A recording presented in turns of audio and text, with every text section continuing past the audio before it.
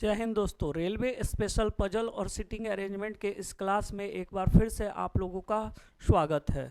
तो आइए हम लोग आज के क्लास का स्टार्ट करते हैं। और ये रहा आज का हमारा पहला क्वेश्चन। बोलता है 6 व्यक्तियों का जन्म जनवरी, फरवरी, मार्च, अप्रैल, मई और जून में हुआ था। तो जब भी सप्ताह के दिन या महीनों के दिन का नाम का चर्चा हो तो हम लोग क्वेश्चन का शुरुआत कैसे करते हैं, तो जिस जिस दिन या महीने का चर्चा हो उसको पहले लिख लेते हैं, जैसा कि हमने यहाँ पहले लिख लिया है। अब पहला लाइन बोलता है कि यू का जन्म क्यू के जन्म के महीने के ठीक पहले वाले महीने ठीक बाद वाले महीने में हुआ था।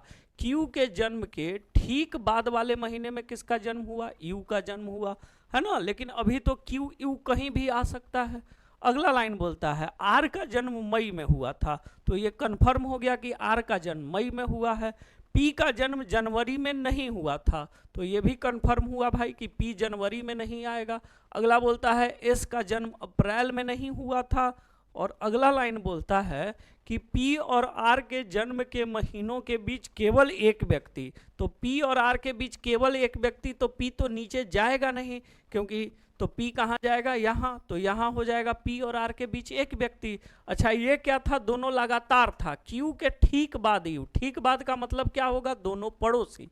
तो दोनों पड़ोसी के लिए अब यही एक सीट खाली रह गया, क्योंकि बीच में रखने पे यहाँ या यहाँ रखने से क्यू और यू तो पड़ोसी होने से रहा, तो कंफर्म है कि क्यू यहाँ जाएगा और यू यहाँ जाएगा। अब एस यहाँ हो नहीं सकता, तो एस यहाँ हो जाएगा और बचा हुआ टी यहाँ हो जाएगा।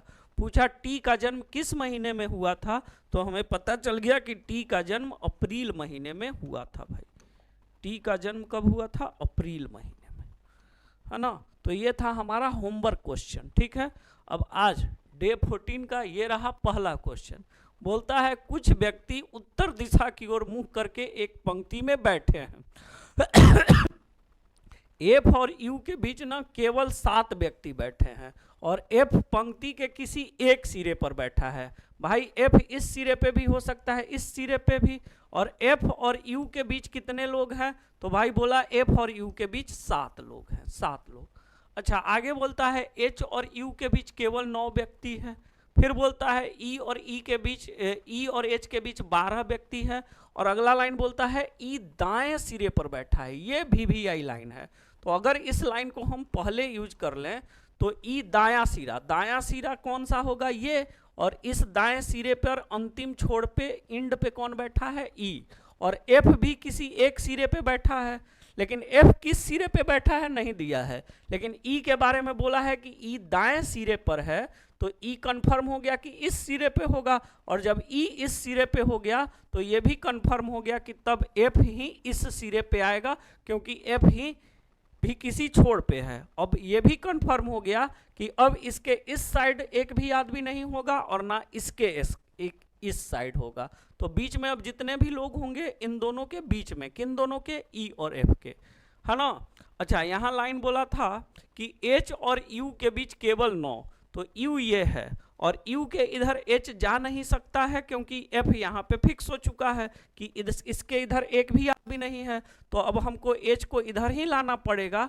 और यू और एच के बीच कितने लोग हैं? तो 9 लोग हैं भाई।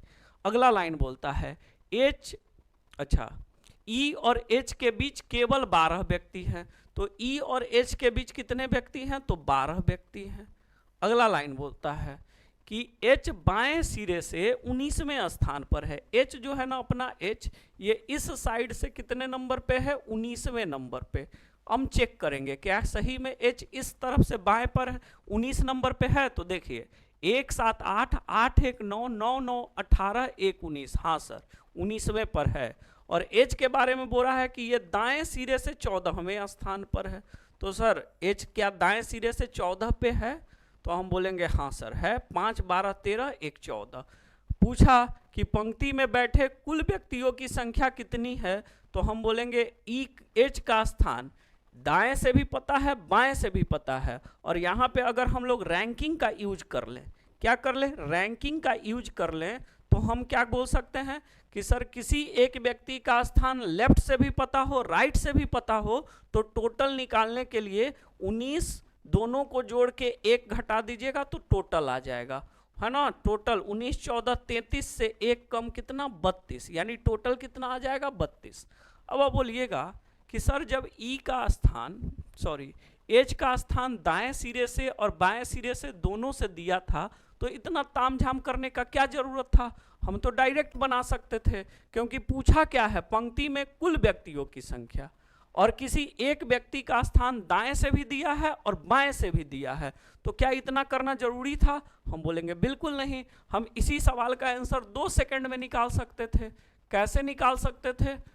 तो सर एक व्यक्ति है एच का स्थान दाएं से दिया है, बाएं से दिया है 19, दाएं से दिया है 14, तो इतना करने का कोई जरूरत नहीं था। डायरेक्ट रैंकिंग लगाते, दोनों को जोड़ के 1 घटा देते, हमारा आंसर 32 आ जाता, है ना। तो इतना करने की जरूरत भी नहीं थी, ऐसे ही हो जाता। तो हम लोग बेसिक से भी सीख लिए और हम लोग फास्ट ट्रिक भी सीख लिए इस क्वेश्चन का। अगला सवाल ये है हमारा, बोलता है सी, जे, एच, क्यू और डब्ल्यू ने एक चुनाव लड़ा और उनमें से प्रत्येक को अलग अलग मत प्राप्त हुए। एच के बारे में बोल रहा है ना कि एच को जे से ज्यादा, लेकिन का मतलब क्या, तो लेकिन ये यूज हुआ है किसके लिए, एच के लिए। तो लेकिन का मतलब एच को डब्ल्यू से क्या हुआ, कम अंक मिला, ठीक है। अच्छा 5 आदमी है और उसमें सबसे कम सी को सबसे कम अंक प्राप्त हुए। सी को क्या हुआ, सबसे कम अंक प्राप्त हुआ।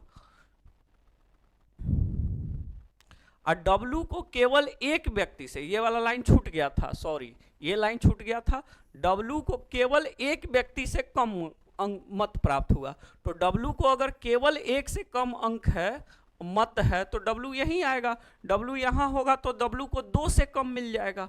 अच्छा डब्ल्यू यहाँ, सी यहाँ, क्योंकि सी को सबसे कम मिला है, तो जाहिर सी बात है एच और जे यहाँ आ जाएगा।